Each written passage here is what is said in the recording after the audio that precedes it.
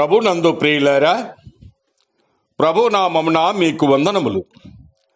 ఈరోజు దేవుని యొక్క వాక్య ధ్యానము లూకాసు వార్త 18వ అధ్యాయం 8వ వచనము.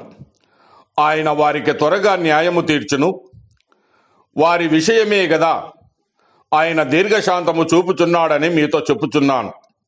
అయినను మనుష్య కుమారుడు వచ్చినప్పుడు ఆయన భూమి మీద విశ్వాసము కనుగొనునా. దేవుడు ఈ మాటలు దీవించి ఆశీర్వదించునుగాక.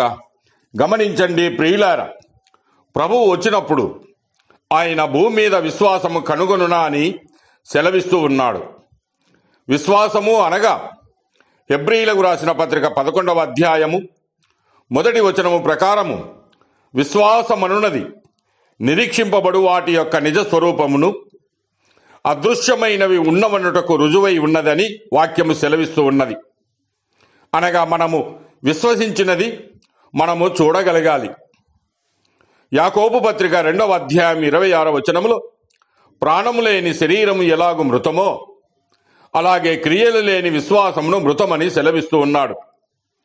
అయితే ప్రతిదీ రుజువులతో నెరవేర్చినప్పుడు నమ్ముట విశ్వాసము కాదు గాని విశ్వసించిన దానిని రుజువు పరచుటయే విశ్వాసము.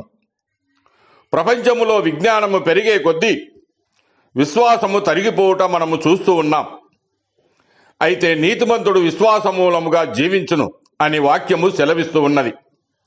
అయితే ప్రస్తుత దినాల్లో విశ్వాసులు అను మాట వాడుకలో ఉన్నప్పటికీ విశ్వాసము లేనివారుగానే దేవుని బిడ్డలు సేవకులు జీవిస్తూ ఉన్నారు. ప్రతిదీ లెక్కలు వేసుకొనుచు లాభ నష్టాలు చూసుకుంటూ అనుకూల ప్రతికూల పరిస్థితులను బట్టి ప్రవర్తించడము, లోకానుసారులుగా జీవించడము, లోకమిచ్చు భద్రతను, అధికారమును, మెప్పులను, గొప్పలను కోరుకొనుట చూస్తూ ఉన్నాం. అయితే మరి ఒకసారి మనము హెబ్రీయులకు రాసిన పత్రిక 11వ అధ్యాయాన్ని జాగ్రత్తగా మనం గమనిస్తే అలనాటి భక్తులు విశ్వాసమును బట్టి ఎట్టి కార్యములు సాధించారో, ఎలా జీవించారో మనం గమనించవచ్చు. ఈ విశ్వాస వీరుల జాబితాలో మనం ఏమైనా ఇమడగలమా అని పరీక్షించుకోవాలి. అవును ప్రియులారా, వారు అనేక అద్భుత ఆశ్చర్య కార్యములను, గొప్ప విజయాలను విశ్వాసం ద్వారా వారు సాధించారు. మరికొందరు తిరస్కారములను, కొరడా దెబ్బలను, మరి బంధకములైనను ఖైదును అనుభవించారు. రాళ్లతో కొట్టబడ్డారు, రంపములతో కోయబడ్డారు, శోధింపబడ్డారు, ఖడ్గముతో చంపబడ్డారు. గొర్రె చర్మములను, మేక చర్మములను వేసుకుని దరిద్రులై ఉండి శ్రమపడి హింస పొందుచు అడవులలోనూ, కొండల మీదనో, గుహలలోనూ, సొరంగములలోనూ తిరుగులాడుచు సంచరించిరని వాక్యం సెలవిస్తూ ఉన్నది. ఈనాడు విశ్వాసుల ద్వారా ఆశ్చర్యకార్యములు చూడాలని ఆశిస్తున్నామే గాని విశ్వాసముతో అవమానాన్ని, నిందను భరించడానికి, హింసను, బాధను అనుభవించడానికి, హతసాక్షులుగా ప్రాణమును అర్పించుటకు ఎంతమంది సిద్ధముగా ఉన్నాము?